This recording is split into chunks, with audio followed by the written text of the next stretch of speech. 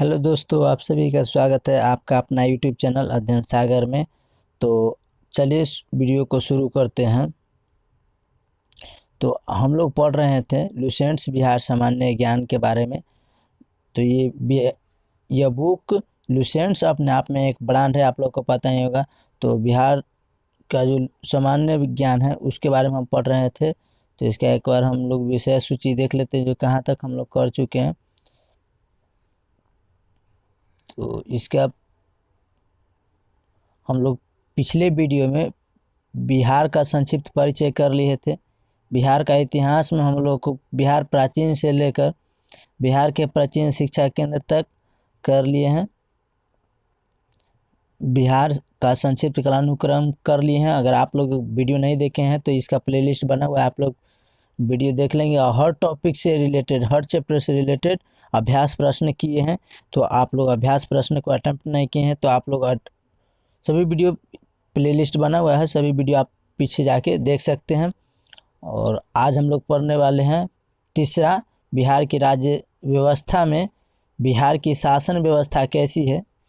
बिहार में शासन व्यवस्था कैसी है तो उसके बारे में पढ़ने वाले हैं। तो वीडियो को चलिए शुरू करते हैं यहाँ से।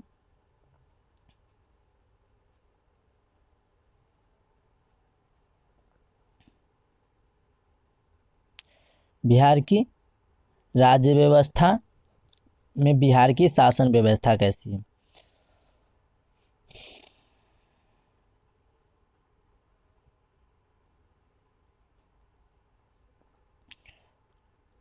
बिहार भारतीय संघ का एक राज्य प्रांत है। बिहार एक भारतीय राज्य का संघ प्रांत है। राज्य के प्रशासन को सुचारू रूप से चलाने के लिए सरकार को सदृश बिहार में भी प्रतिनिधि मूलक संसदीय प्रणाली की अपनाया गया है। बिहार भारतीय संघ का एक राज्य प्रांत है। राज्य के प्रशासन को सुचारू रूप से चलाने के लिए सरकार को सदृश बिहार में भी प्रतिनिधि मूलक संसदीय प्रणाली को अपनाया गया। भारतीय संविधान के भाग 6 में राज्य प्रशासन के लिए प्रावधान किया गया है। यह प्रावधान जम्मू कश्मीर को छोड़कर बिहार सहित अन्य सभी राज्यों पर समान रूप से लगा होता है।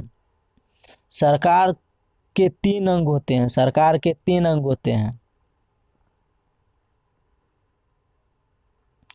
पहला है कार्यपालिका, व्यवस्थापिका और न्यायपालिका। ये तीनों मिलकर एक सरकार का गठन करते हैं, सरकार बनाते हैं किसी भी बिल पास करने के लिए।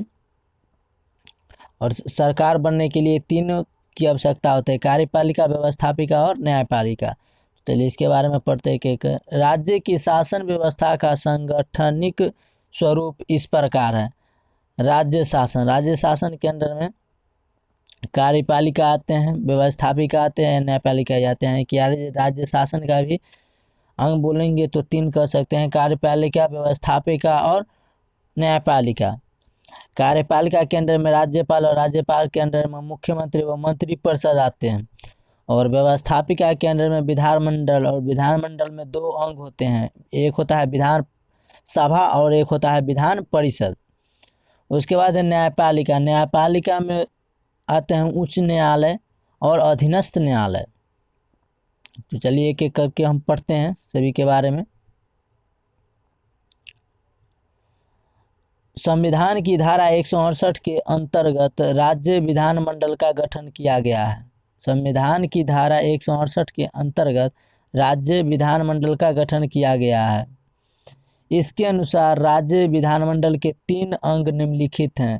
इसके अनुसार राज्य विधानमंडल के 3 अंग होते हैं, एक होते हैं राज्यपाल, विधान परिषद और विधानसभा, 3 अंग होते हैं। राज्य के प्रशासनिक व्यवस्था निम्न क्रम में विभाजित होती है। राज्य की प्रशासनिक व्यवस्था निम्न क्रम में विभाजित होती है, यानी कि निम्नलिखित क्रमों में बांटा होता है। पहला है राज्य के अंदर होता है प्रमंडल के अंदर होता है जिला, और जिला के अंडर होता है अनुमंडल, अनुमंडल के अंडर होता है सामुदायिक विकास प्रखंड, और नेक्स्ट होता है ग्राम पंचायत। उपयुक्त प्रशासनिक इकाई के अनुसार, ऊपर दिए गए प्रशासनिक इकाई के अनुसार राज्य की प्रशासनिक व्यवस्था संचालित होती है, यानी कि इन सभी के द्वारा राज्य की जो प्रशासनिक व्यवस्था है वो सुचारू रूप से चलाए जाते हैं। राज्य स्तर पर शासन का संपादन राज्यपाल, राज्य स्तर पर जो शासन का जो काम होता है वो राज्यपाल, मुख्यमंत्री, मंत्रिपरिषद और विभागीय सचिवों के जरिए होता है। राज्य के अंदर जो शासन का काम होता है।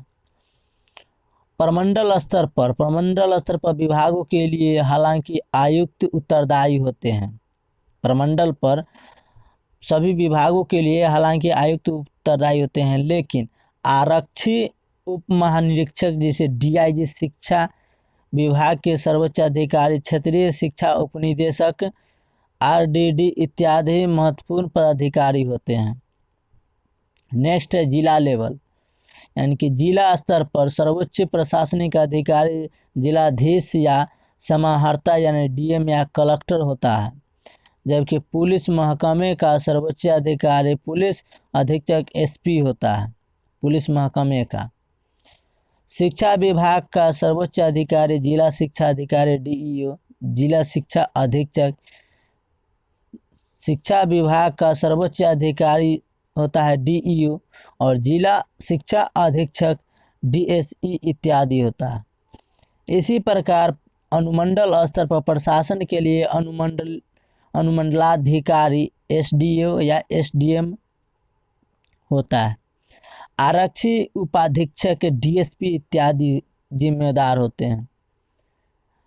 प्रखंड स्तर पर प्रखंड विकास पदाधिकारी, प्रखंड स्तर पर प्रखंड विकास पदाधिकारी यानी कि बीडीओ एवं अंचल अधिकारी सीईओ तथा थानों के प्रभारी आरक्षी निरीक्षक, इंस्पेक्टर या अवर निरीक्षक, दरोगा या एसआई होते हैं। भारतीय संविधान में एक रूप राज्य व्यवस्था का प्रावधान किया गया है। संविधान में राज्यों की शासन व्यवस्था संबंधी उपबंध भी लगभग संघीय सरकार के समान किए गए हैं। अगला है व्यवस्थापिका। व्यवस्थापिका संविधान की धारा 168 के अंतर्गत राज्य विधानमंडल का गठन किया गया है। संविधान की धारा 168 के अंतर्गत राज्य विधानमंडल का गठन किया गया है। इसके अनुसार राज्य या विधानमंडल के 3 अंग होते हैं: राज्यपाल, विधान परिषद और विधानसभा। राज्य या विधानमंडल के 3 अंग होते हैं: राज्यपाल, विधान परिषद और विधानसभा। इस प्रकार विधानमंडल द्विसदनीय, विधान परिषद तथा विधानसभा दोनों है। इस प्रकार विधानमंडल द्विसदनीय, विधान परिषद तथा विधानसभा दोनों है। आगे विधानसभा। बिहार विधानसभा का गठन संविधान के उपबंधों के अनुसार किया गया है। बिहार विधानसभा का गठन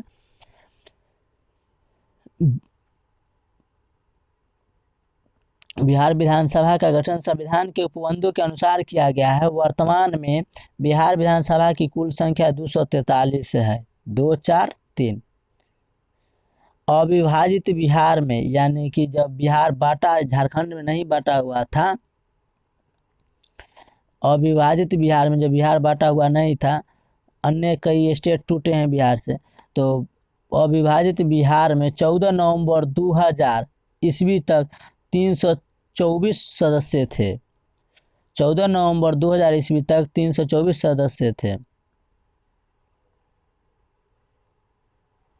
पूरे राज्य को 242 निर्वाचन क्षेत्रों में विभाजित किया गया। पूरे राज्य को 242 निर्वाचन क्षेत्रों में विभाजित किया। प्रत्येक निर्वाचन क्षेत्र में से एक सदस्य चुनकर विधानसभा में आते हैं। इस प्रकार बिहार विधानसभा में निर्वाचित सदस्यों की संख्या 242 है। साथ ही विधानसभा में सभी को प्रतिनिधित्व देने की पुष्टि से एंग्लो इंडियन समुदाय के एक प्रतिनिधि को राज्यपाल द्वारा विधानसभा का सदस्य मनोनीत किया जाता है। मनोनीत सदस्य को मिलकर विधानसभा में सदस्यों की कुल संख्या 243 हो जाती है। विधानसभा का गठन 5 वर्ष के लिए किया जाता है, यानी कि विधानसभा का जो गठन होता है वो 5 साल तक चलता है उसका शासनकाल। किंतु संवैधानिक संकट उत्पन्न हो जाने के कारण, अगर मान लीजिए बीच में कोई संकट उत्पन्न हो गया तो उस स्थिति में 5 वर्ष से पूर्व भी विघटित किया जा सकता है, यानी कि उस शासन 5 वर्ष चलेगा तो उसको भी रद्द किया जा सकता है। विधानसभा राज्य की जनता की प्रतिनिधि सभा है। विधानसभा राज्य की जनता की प्रतिनिधि सभा है। यह राज्य विधानमंडल का निम्न सदन है। विधानसभा को राज्य के लिए कानून बनाने, बजट पारित करने और कार्यपालिका पर अंकुश लगाने संबंधी व्यापक शक्तियां संविधान द्वारा प्रदान की गई है। राज्य मंत्रिपरिषद और विधानसभा के प्रति ही उत्तरदायी होती है। विधानसभा में बहुमत प्राप्त राजनीतिक पार्टी द्वारा ही राज्य में सरकार का गठन किया जाता है। राज्य मंत्रिपरिषद तभी तक अस्तित्व में रह सकती है जब तक कि विधानसभा में उसे बहुमत प्राप्त है। बिहार विधानसभा में एक अध्यक्ष, स्पीकर और एक उपाध्यक्ष यानी कि डिप्टी स्पीकर होता है।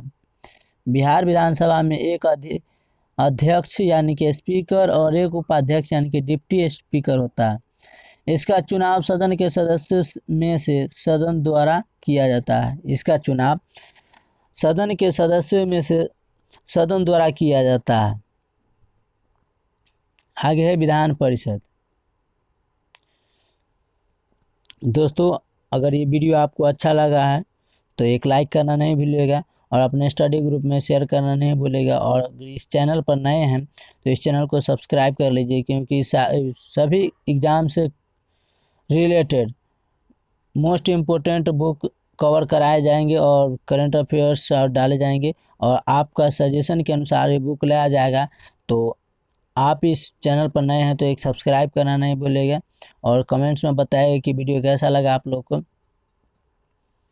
तो चलिए बिहार विधान परिषद के बारे में पढ़ते हैं। संविधान की धारा 168 171 के अंतर्गत गठित बिहार विधान परिषद में 75 सदस्य हैं। संविधान की धारा 168 171 के अंतर्गत गठित बिहार विधान परिषद में सदस्यों की संख्या 75 है। यह राज्य विधानमंडल का उच्च सदन है। यह राज्य विधानमंडल का उच्च सदन है।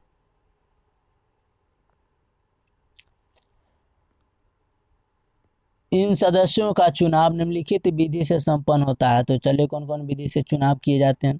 सदस्यों की कुल संख्या 1/3 भाग का चुनाव एक ऐसे निर्वाचक मंडल द्वारा होता है जिसमें राज्य की नगरपालिकाओं, जिला परिषदों एवं स्थानीय स्वशासन की अन्य संस्थाओं के सदस्य शामिल होते हैं। सदस्यों की कुल संख्या 1/3 भाग का चुनाव एक ऐसे निर्वाचक मंडल द्वारा होता है जिसमें राज्य की नगरपालिका, जिला परिषदों एवं स्थानीय स्वशासन की अन्य संस्थाओं के सदस्य शामिल होते हैं। सदस्यों की कुल संख्या की 1/3 का निर्वाचन राज्य विधानसभा के सदस्यों द्वारा संपन्न होता है। 1/12 भाग सदस्य ऐसे स्नातकों को मिलाकर बने निर्वाचकों मंडल द्वारा चुने जाते हैं जो किसी विश्वविद्यालय से कम 3 वर्ष से पंजीकृत स्नातक है। 1/12 भाग सदस्य शिक्षक प्रतिनिधियों के द्वारा चुने जाते हैं। 1/12 भाग सदस्य शिक्षक प्रतिनिधियों के द्वारा चुने जाते हैं। शेष सदस्य राज्यपाल द्वारा मनोनीत किए जाते हैं यानी चुने जाते हैं। ऐसे सदस्य साहित्य, विज्ञान, कला, सहकारी आंदोलन और समाज सेवा के क्षेत्र में विशेष ज्ञान अथवा व्यवहारिक अनुभव रखने वाले होते हैं।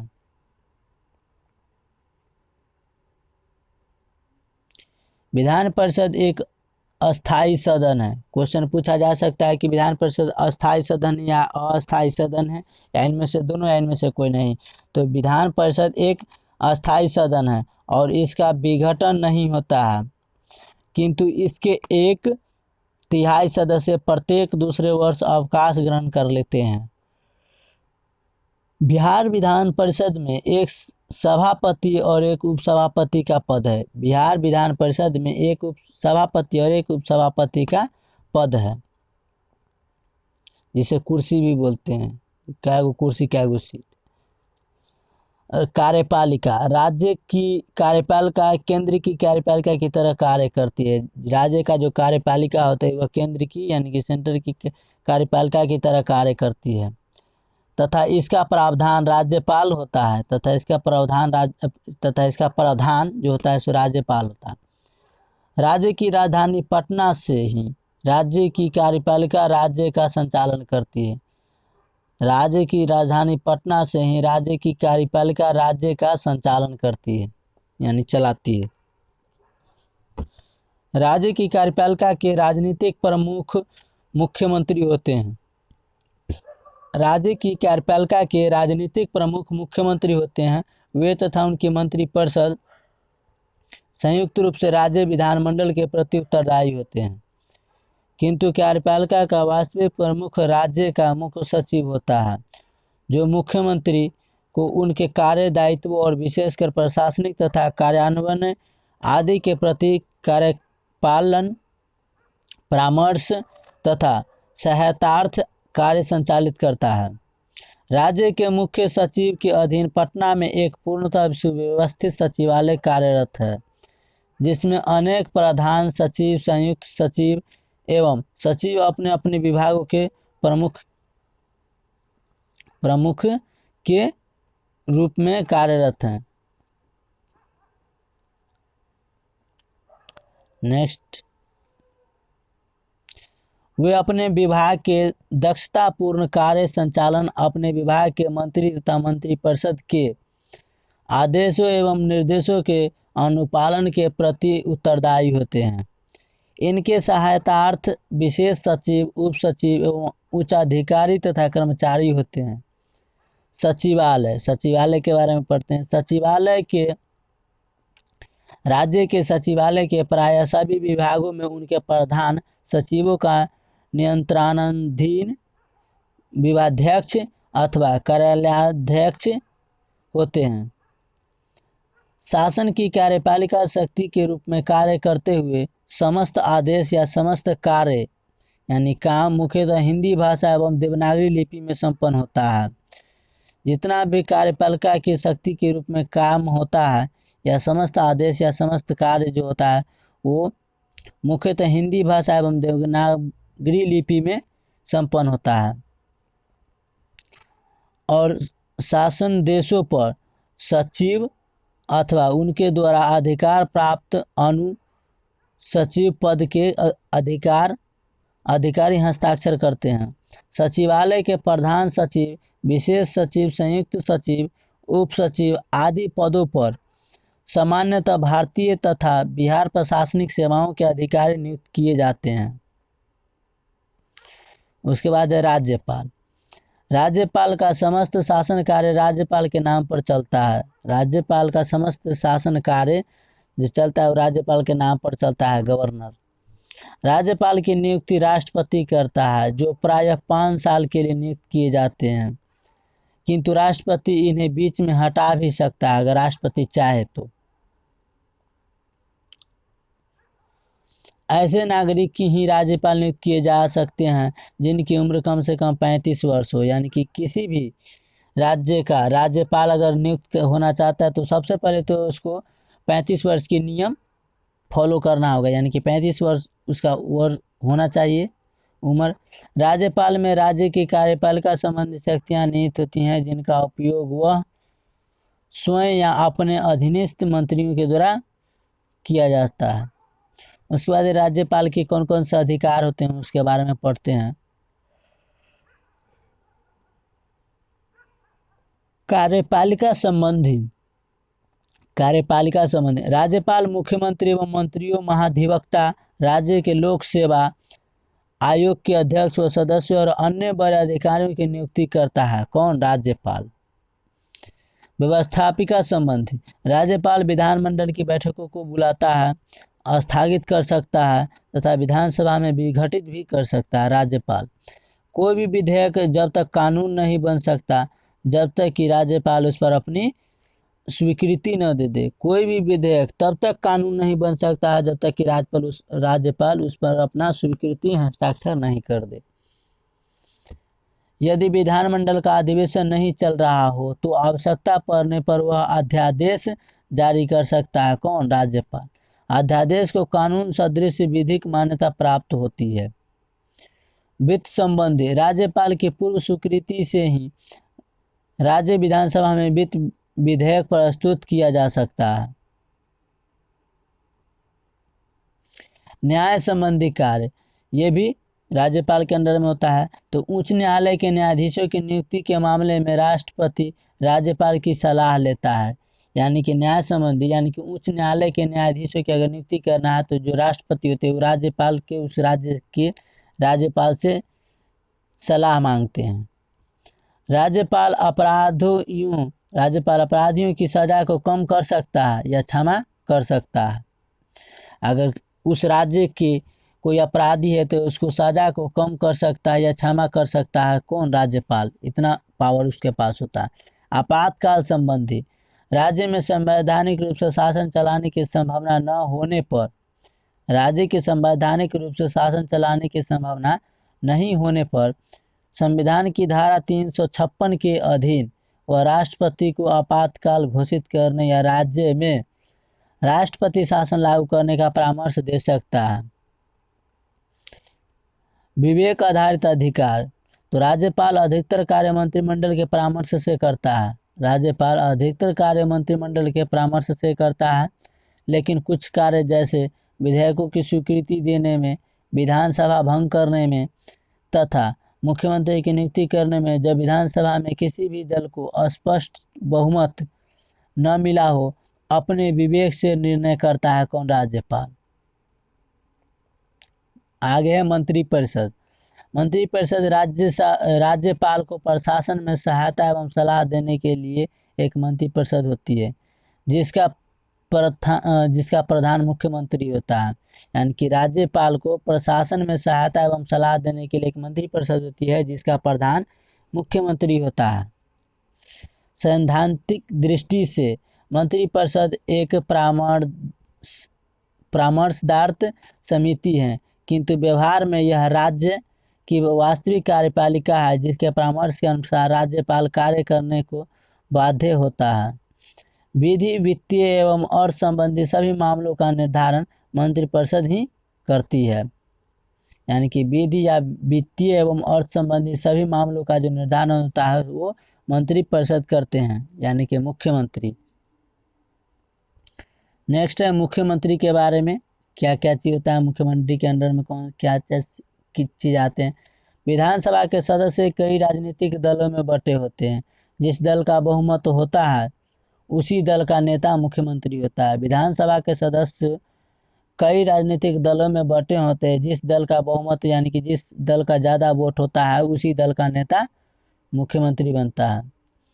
यदि किसी दल का बहुमत नहीं हुआ तो कोई दलों के पारस्परिक तालमेल से गठबंधन सरकार या मंत्रिपरिषद का गठन किया जा सकता है। यानी किसी दल का, यानी कि बहुत सारे दल में बटे होते हैं राजनीतिक विधानसभा, तो अगर किसी दल का बहुमत प्राप्त नहीं हो तो अपना 1 से 2 पार्टी मिलकर अपना सरकार को बना सकते हैं। मंत्रिमंडल में प्रधानता मुख्यमंत्री की होती है। मंत्रिमंडल में प्रधानता जो होता है वो मुख्यमंत्री की होती है। मुख्यमंत्री का चुनाव उसके दल अथवा गठबंधन के सहयोगी दलों के सदस्य करते हैं, किंतु मुख्यमंत्री के रूप में किसी व्यक्ति की नियुक्ति राज्यपाल द्वारा होती है। अगर मुख्यमंत्री के रूप में किसी व्यक्ति को नियुक्त करना है तो वो राज्यपाल द्वारा होता है। मुख्यमंत्री नियुक्त हुए व्यक्ति को राज्य व्यवस्थापिका का सदस्य होना चाहिए। मुख्यमंत्री नियुक्त हुए व्यक्ति को राज्य व्यवस्थापिका का सदस्य होना चाहिए, यानी कि उस राज्य का वह व्यक्ति होना चाहिए जो मुख्यमंत्री है, या नियुक्ति से 6 माह के अंदर सदस्य बन जाना चाहिए। यानी कि मान लीजिए बिहार का अगर कोई मुख्यमंत्री बनना चाहता है, कोई व्यक्ति बिहार का नहीं है, तो वह 6 माह के अंदर वह बिहार का सदस्य बन जाना चाहिए, तभी वो मुख्यमंत्री के पद पर बैठ सकता है।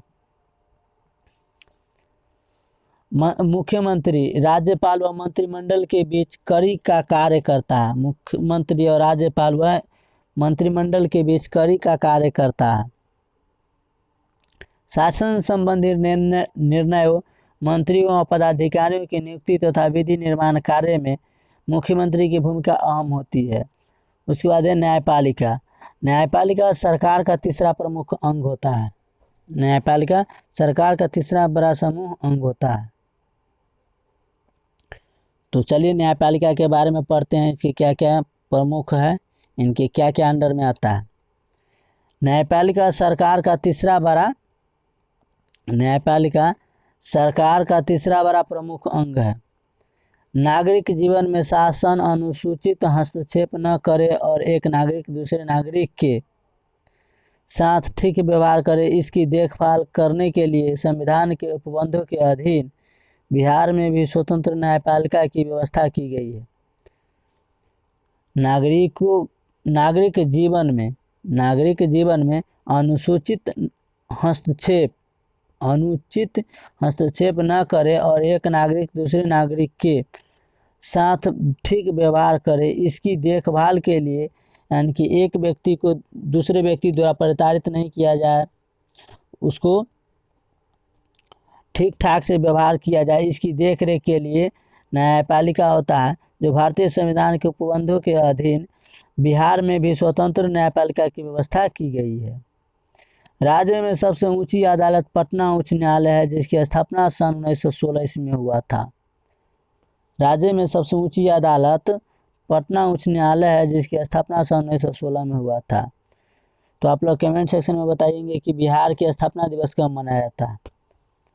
पटना उच्च न्यायालय के मुख्य न्यायाधीश एवं अन्य न्यायाधीशों की नियुक्ति भारत के उच्चतम न्यायालय के मुख्य न्यायाधीश एवं बिहार के राज्यपाल की सलाह से राष्ट्रपति द्वारा की जाती है।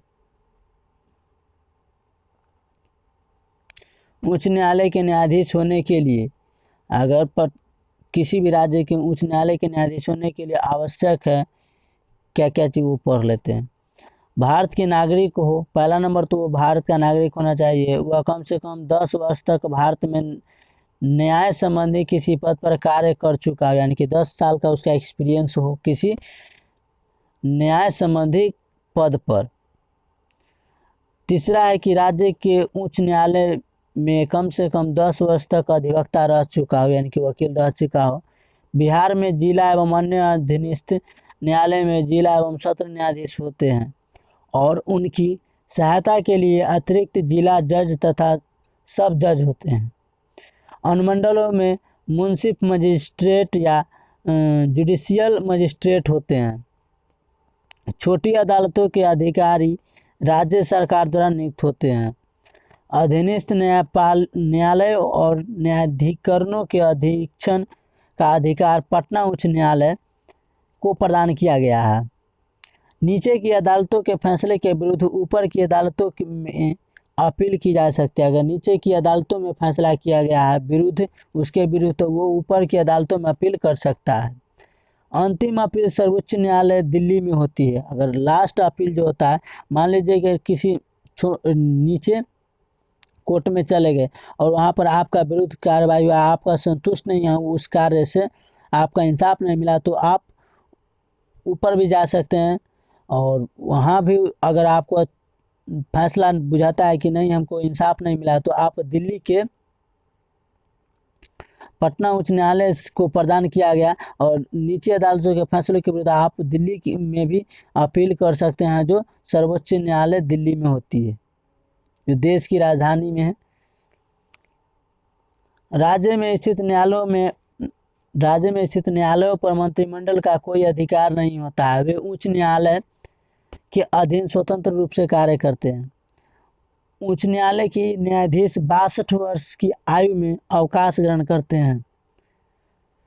आगे है उच्च न्यायालय एवं गठन क्षेत्राधिकार। देश के विभिन्न राज्यों में, यानी कि देश के अलग अलग राज्यों में न्याय प्रशासन को सुचारू रूप से चलाने के लिए उच्च न्यायालयों का गठन किया गया था। देश का जो कि नियम कानून है वो सुचारू सही ढंग से सही रूप से चले, उसके लिए उच्च न्यायालय की स्थापना किया गया था। उच्च न्यायालय राज्य का शीर्ष न्यायालय होता है, यानी कि उच्च न्यायालय का राज्य का जो होता है वो अगला भाग होता है, जो राज्य के मौलिक अधिकारों का संरक्षक होता है। भारतीय संविधान के अनुच्छेद 214 के अनुसार प्रत्येक राज्य के लिए एक उच्च न्यायालय होगा। भारतीय संविधान में लिखा गया है 214 के में कि प्रत्येक राज्य के लिए एक उच्च न्यायालय होगा। उच्च न्यायालय के गठन की व्यवस्था अनुच्छेद 216 में किया गया था। उच्च न्यायालय सभी राज्य में होगा, यह गठन अनुच्छेद 216 में कहा गया है। संसद विधि द्वारा 2 या अधिक राज्यों के लिए अथवा किसी संघ राज्य क्षेत्र के लिए एक ही उच्च न्यायालय स्थापित की जा सकती है। अगर संसद द्वारा 2 या अधिक राज्यों के लिए अथवा किसी संघ या राज्य क्षेत्र के लिए ही एक उच्च न्यायालय स्थापित कर सकती है। गुवाहाटी उच्च न्यायालय में न्यायाधीशों की संख्या सबसे कम है। गुवाहाटी का जो उच्च न्यायालय है उसमें न्यायाधीशों की संख्या सबसे कम है, जबकि इलाहाबाद उच्च न्यायालय में सबसे अधिक है। अगर पूछा जा सकता है क्वेश्चन में कि भारत के कौन से राज्य के न्यायाधीशों की न्यायालय भारत के कौन से राज्य की उच्च न्यायालय में न्यायाधीशों की संख्या सबसे कम है, तो गुवाहाटी होगा। जबकि उसी तरह पूछा जाए कि भारत के कौन से राज्य की उच्च न्यायालयों में न्यायाधीशों की संख्या अधिक है, तो वो इलाहाबाद होगा। चलते हैं नेक्स्ट। वर्तमान संपूर्ण भारत में 24 उच्च न्यायालय है। वर्तमान में संपूर्ण भारतवर्ष में 24 उच्च न्यायालय है। तो अभी वर्तमान में भारत में 28 राज्य है, तो आपको अंदाजा लग गया होगा कि अभी सभी राज्य के पास उच्च न्यायालय नहीं है। कुछ ऐसे राज्य भी हैं जो संगठित के रूप में चलते हैं, जैसे कि 2 राज्य मिलाकर एक उच्च न्यायालय दिया गया है। तो ऐसा कौन कौन से राज्य है, तो आप लोग कमेंट्स में लिखेंगे। संविधान में उच्च न्यायालय में मुख्य न्यायाधीश सहित अन्य न्यायाधीशों की कोई संख्या सीमा निश्चित नहीं की गई, यानी कि संविधान में उच्च न्यायालयों में न्यायाधीशों की सहित अन्य न्यायाधीशों की संख्या कितना होगा, ये सीमा निश्चित नहीं की गई है। अतः सभी उच्च न्यायालयों में न्यायाधीशों की संख्या समान होती है, लेकिन सभी उच्च न्यायालयों में न्यायाधीशों की संख्या समान यानी कि बराबर होती है। भारतीय संविधान के अनुच्छेद 231 के अनुसार संसद को यह अधिकार है कि वह किन्हीं 2 राज्यों या 2 से अधिक राज्यों के लिए एक ही उच्च न्यायालय की स्थापना करे। भारतीय संविधान 231 के अनुसार। आगे है मुख्य न्यायाधीश एवं न्यायाधीशों की नियुक्ति कैसे होता है और कौन करता है, उसके बारे में पढ़ते हैं। भारतीय संविधान के अनुच्छेद 217 के अनुसार भारतीय संविधान के अनुच्छेद 217 में कहा गया है कि मुख्य न्यायाधीश एवं न्यायाधीशों की नियुक्ति कैसे करेगा, कौन करेगा। तो 217 के अनुसार अनुच्छेद 217 के अनुसार राष्ट्रपति द्वारा उच्च न्यायालय के मुख्य न्यायाधीश की नियुक्ति करने में सर्वोच्च न्यायालय के मुख्य न्यायाधीश तथा संबंधित राज्य के राज्यपाल परामर्श देंगे या लेता है। संविधान के अनुच्छेद 217 के अनुसार उच्च न्यायालय के अन्य न्यायाधीशों की नियुक्ति करने में राष्ट्रपति, सर्वोच्च न्यायालय के मुख्य न्यायाधीश, संबंधित राज्य के राज्यपाल यानी कि उस राज्य के राज्यपाल से संबंधित उच्च न्यायालय के मुख्य न्यायाधीशों से परामर्श लेते हैं या परामर्श करते हैं। 1993 में सर्वोच्च न्यायालय के एक फैसले के अनुसार अब भारत के मुख्य न्यायाधीशों की सहमति के बिना किसी उच्च न्यायालय में किसी न्यायाधीश की नियुक्ति नहीं हो सकता। 1993 के सर्वोच्च न्यायालय के एक फैसले के अनुसार अब भारत के मुख्य न्यायाधीशों की जो नियुक्ति करना होगा वो सहमति के बिना किसी उच्च न्यायालय में किसी न्यायाधीशों की नियुक्ति नहीं हो सकती। आगे है न्यायाधीशों की योग्यता क्या क्या होनी चाहिए न्यायाधीश बनने के लिए।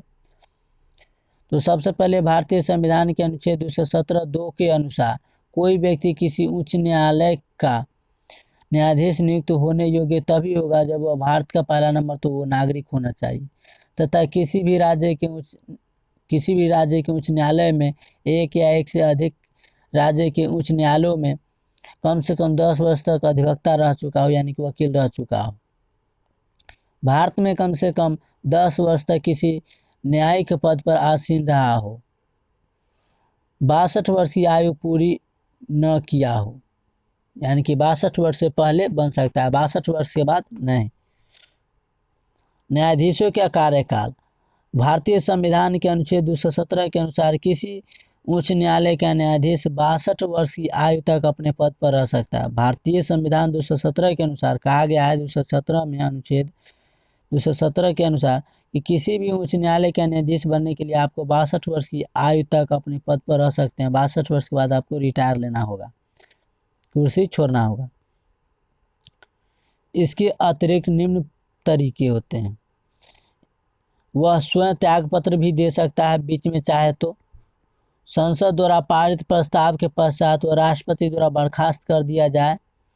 राष्ट्रपति द्वारा उच्च न्यायालय के किसी न्यायाधीशों को उच्चतम न्यायालय का न्यायाधीश नियुक्त कर दिया जाए या उसी किसी अन्य राज्य के उच्च न्यायालय में स्थानांतरित कर दिया जाए। उच्च न्यायालय के किसी न्यायाधीश की आयु संबंधी विवाद का निर्णय राष्ट्रपति द्वारा किया जाता है। आगे है कार्यवाहक मुख्य न्यायाधीश, यानी कि कार्य क्या क्या होता है मुख्य न्यायाधीश के अंदर में, तो वो चले पढ़ते हैं। भारतीय संविधान के अनुच्छेद 223 में कहा गया है कि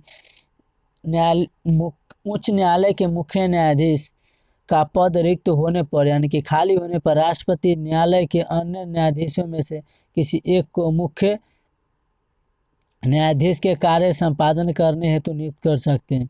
यानी कि राष्ट्रपति न्यायालय के अन्य न्यायाधीशों में से किसी एक को मुख्य न्यायाधीश के कार्य का संपादन यानी नियुक्त कर सकते हैं जब मुख्य न्यायाधीश की पद खाली हो तब। इसके वेतन भत्ते कितना मिलते हैं और कैसे मिलते हैं, तो इसके बारे में पढ़ते हैं। तो सर्वोच्च तथा उच्च न्यायालय या न्यायाधीश वेतन एवं सेवा शर्तें संशोधन विधेयक या अधिनियम 2008 के अनुसार उच्च न्यायालय के मुख्य न्यायाधीश को अब 30,000 के बदले 90,000 रुपये प्रतिमाह तथा अन्य न्यायाधीशों को 26,000 के स्थान पर 80,000 रुपये प्रतिमाह वेतन मिलेगा। नया वेतन 1 जनवरी 2006 से प्रभावी किया गया है।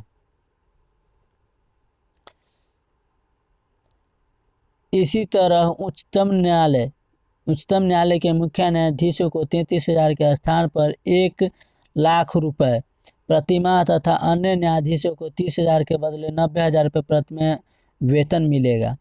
वेतन के अलावे इन्हें भत्ते आदि तथा सेवानिवृत्ति के पश्चात पेंशन भी मिलता है।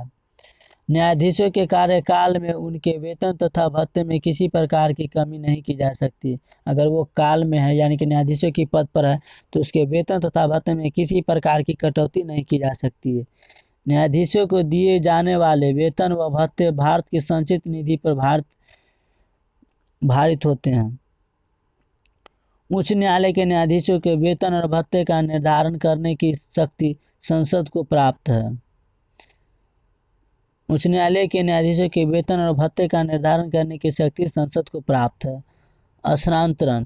भारतीय संविधान के अनुच्छेद 222 के अनुसार उच्च न्यायालय के न्यायाधीशों को किसी दूसरे उच्च न्यायालय में स्थानांतरित किया जा सकता है। भारतीय संविधान 222 के अनुसार अनुच्छेद 222 के अनुसार उच्च न्यायालय के न्यायाधीशों को किसी दूसरे उच्च न्यायालय में स्थानांतरित भी किया जा सकता है, यानी कि ट्रांसफर भी किया जा सकता है। यह कार्य भारत का राष्ट्रपति भारत के मुख्य न्यायाधीश से परामर्श यानी कि सुझाव लेकर करता है। उच्च न्यायालय के न्यायाधीशों को उस राज्य के राज्यपाल या उनके द्वारा नियुक्त किसी व्यक्ति द्वारा शपथ ग्रहण करवाया जाता है। उच्च न्यायालय के न्यायाधीशों को उस राज्य के राज्यपाल या उनके द्वारा नियुक्त किसी व्यक्ति शपथ ग्रहण करवा सकते हैं, यानी कि राज्यपाल करा सकते हैं, नहीं तो राज्यपाल जिसको चुनेंगे वो उच्च न्यायालय के न्यायाधीशों को शपथ ग्रहण करवा सकता है। उच्च न्यायालय के अधिकार एवं शक्तियाँ कौन कौन से हैं, तो उसके बारे में पढ़ते हैं। भारतीय संविधान अनुच्छेद 225 के अनुसार उच्च न्यायालय को निम्नलिखित अधिकार व शक्तियाँ प्राप्त होती है। तो क्या क्या शक्तियाँ प्राप्त होती हैं उसके बारे में पढ़ते हैं। पहला है प्रारंभिक अधिकार। प्रारंभिक अधिकार में भारतीय संविधान के अनुच्छेद 226 के अनुसार मौलिक अधिकार से संबंधित कोई भी मामला सीधे उच्च न्यायालय में लाया जा सकता है। अगर किसी भी व्यक्ति के मौलिक अधिकार से जुड़ी समस्या है तो वो उच्च न्यायालय में लाया जा सकता है। उच्च न्यायालय को मौलिक अधिकार के उल्लंघन सहित अन्य मामलों पर भी रिट जारी करने का अधिकार है। अपीलीय अधिकार। उच्च न्यायालय को अपने अधीनस्थ न्यायालयों तथा न्यायाधिकरण के निर्णय आदि के विरुद्ध अपील सुनने का अधिकार है। नंबर तीसरा, न्यायिक पुनरावलोकन का अधिकार। उच्च न्यायालय को भी संसद तथा विधानमंडलों द्वारा बनाए गए किसी कानून जो संविधान के विरुद्ध हो को असंवैधानिक घोषित करने का अधिकार प्राप्त होता है। उसके बाद है चौथा, अंतरणीय संबंधी अधिकार। अनुच्छेद 228 के अनुसार उच्च न्यायालय की किसी भी अधीनस्थ न्यायालय से मुकदमे को अपने पास मंगवा सकता है। अनुच्छेद 228 में कहा गया है कि उच्च न्यायालय किसी भी अधीनस्थ न्यायालय से मुकदमे को अपने पास मंगवा सकता है, उसकी व्याख्या कर सकता है। अभिलेख न्यायालय। भारतीय संविधान के अनुच्छेद 215 के अनुसार उच्च न्यायालय को अभिलेख न्यायालय कहा गया। भारतीय संविधान अनुच्छेद 215 के अनुसार उच्च न्यायालय को अभिलेख न्यायालय कहा गया। अनुच्छेद 227 के अनुसार उच्च न्यायालय को अपने अधीनस्थ सभी न्यायालयों तथा अधिकरणों का अधीक्षण करने की शक्तियां प्राप्त है। अधीनस्थ न्यायालय। भारतीय संविधान के अनुच्छेद 233 में अधीनस्थ न्यायालय के विषय में उल्लेख किया गया है। प्रत्येक जिले में एक जिला अदालत होती है। जिला अदालत को कार्यपालिका से स्वतंत्र रखा गया है। उसके बाद है जिला न्यायाधीशों की नियुक्ति कैसे होता है और कौन करता है। उच्च न्यायालय के परामर्श से यानी कि उच्च न्यायालय के सलाह से जिला न्यायाधीशों की नियुक्ति राज्यपाल करता है। जिला न्यायाधीशों की नियुक्ति कौन करता है? तो राज्यपाल करता है। उच्च न्यायालय के अन्य न्यायाधीशों की नियुक्ति उच्च न्यायालय द्वारा आयोजित उच्च न्यायिक सेवा अथवा राज्य लोक सेवा आयोग द्वारा आयोजित प्रांतीय न्यायिक सेवा परीक्षा के परिणाम के आधार पर किया जाता है। राज्य लोक सेवा आयोग द्वारा आयोजित किया जाता है। प्रांतीय न्यायिक सेवा लेखा परीक्षा के परिणाम के आधार पर किया जाता है। प्रत्येक जिले में 3 प्रकार के न्यायालय होते हैं। दीवानी न्यायालय। दीवानी न्यायालय को सिविल कोर्ट के नाम से भी जाना जाता है। इन न्यायालयों में जिला स्तर पर अचल संपत्ति संबंधी मामलों की सुनवाई होती है। फौजदारी न्यायालय। फौजदारी न्यायालय को आपराधिक न्यायालय भी कहा जाता है। इसके अंतर्गत लड़ाई झगड़े मारपीट आदि से संबंधित मुकदमे की सुनवाई कहाँ होता है? तो फौजदारी में न्यायालय में होता है। उसके बाद है तीसरा भू-राजस्व न्यायालय। इस न्यायालय के अंतर्गत भू-राजस्व एवं लगान संबंधी मामलों की सुनवाई की जाती है भू-राजस्व न्यायालय में। उसके बाद है पटना उच्च न्यायालय। ये एक राज्य में होता है। पटना उच्च न्यायालय बिहार राज्य की न्यायिक व्यवस्था के शिखर पर विराजमान होता है। पटना उच्च न्यायालय की स्थापना 9 फरवरी 1916 को हुई थी। स्थापना के समय पटना उच्च न्यायालय के कार्य क्षेत्र में बिहार व उड़ीसा दोनों सम्मिलित थे। यानी कि जब स्थापना हुआ था 9 फरवरी 1916 को, तो उसमें उड़ीसा भी सम्मिलित था। यानी कि उड़ीसा का भी उच्च न्यायालय पटना का उच्च न्यायालय था। 1936 में उड़ीसा के बिहार से अलग होने के बाद इसका कार्य क्षेत्र केवल बिहार तक रह गया। यानी कि 1936 में जब उड़ीसा अलग हो गया तो उसके बाद जो था पटना उच्च न्यायालय सिर्फ बिहार का ही क्षेत्र तक सीमित रह गया। 15 नवंबर 2000 को बिहार के विभाजन के पश्चात जब झारखंड राज्य का निर्माण हुआ, 15 नवंबर 2000 को 1936 में उड़ीसा अलग हुआ और 15 नवंबर 2000 को बिहार से झारखंड अलग हुआ। तो झारखंड राज्य का निर्माण हुआ, तो झारखंड की राजधानी में स्थित पटना उच्च न्यायालय की रांची पीठ के स्थान पर रांची उच्च न्यायालय का गठन किया गया। संप्रति पटना उच्च न्यायालय का कार्य क्षेत्र वर्तमान में उच्च न्यायालय का गठन किया गया है। प्रस्तुत पटना उच्च न्यायालय का कार्य क्षेत्र वर्तमान में मात्र बिहार के क्षेत्रों तक ही सीमित रह गया है। पटना उच्च न्यायालय में न्यायाधीशों की कुल संख्या 45 स्वीकृत पद है। पटना उच्च न्यायालय में न्यायाधीशों की कुल 45 स्वीकृति पद है। आगे है पटना उच्च न्यायालय का क्षेत्राधिकार। चलिए इसके बारे में पढ़ लेते हैं कुछ। न्यायिक सेवाओं में भी 50% आरक्षण यानी कि छूट। राज्य सरकार बनाम दयानंद सिंह मामले में सुनवाई के बाद सुप्रीम कोर्ट द्वारा 29 सितंबर 2016 को पारित आदेश के आधार पर पटना हाई कोर्ट और बिहार लोक सेवा आयोग के परामर्श के बाद बिहार सरकार ने बिहार उच्च न्यायिक सेवा संशोधन नियमावली 2016 में निहित आरक्षण 50% और अन्य प्रावधानों को लागू करने का फैसला 27 दिसंबर 2016 को लिया। राज्य कैबिनेट के इस निर्णय के अनुसार आरक्षण का यह प्रावधान बिहार उच्च न्यायिक सेवा एडीजे और बिहार असैनिक सेवा न्याय जुडिशियल मजिस्ट्रेट में लागू होगा।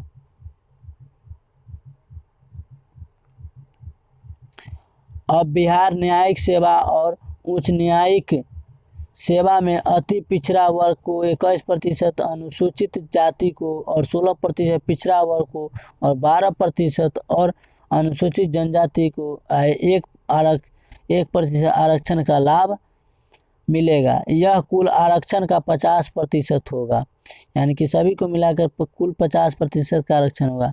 इस आरक्षण में महिलाओं को क्षैतिज रूप से 35% और शारीरिक रूप से सक्षम को 1% आरक्षण मिलेगा, यानी किसी भी श्रेणी के आरक्षित कुल सीटों में उसी श्रेणी के महिलाओं को 35%, शारीरिक रूप से अक्षम को और सक्षम को 1% आरक्षण मिलेगा। अनारक्षित सामान्य श्रेणी की सीटों में भी 35% महिलाओं को और 1% शारीरिक रूप से असक्षम आरक्षण मिलेगा। नोट, इससे संबंधित अधिसूचना 30 दिसंबर 1916 में जारी किया गया था। प्रभात खबर हिट पटना 31 दिसंबर 2016 के स्रोत था। तो चलिए पढ़ते हैं पटना उच्च न्यायालय का क्षेत्राधिकार। पटना उच्च न्यायालय का क्षेत्राधिकार। प्रारंभिक क्षेत्राधिकार।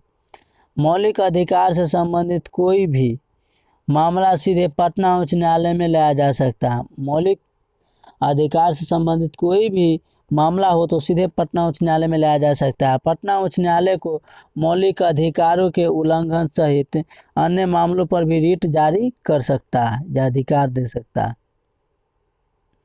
है या उसके पास अधिकार है।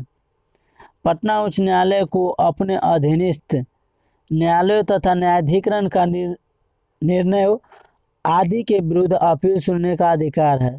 प्रशासकीय क्षेत्राधिकार।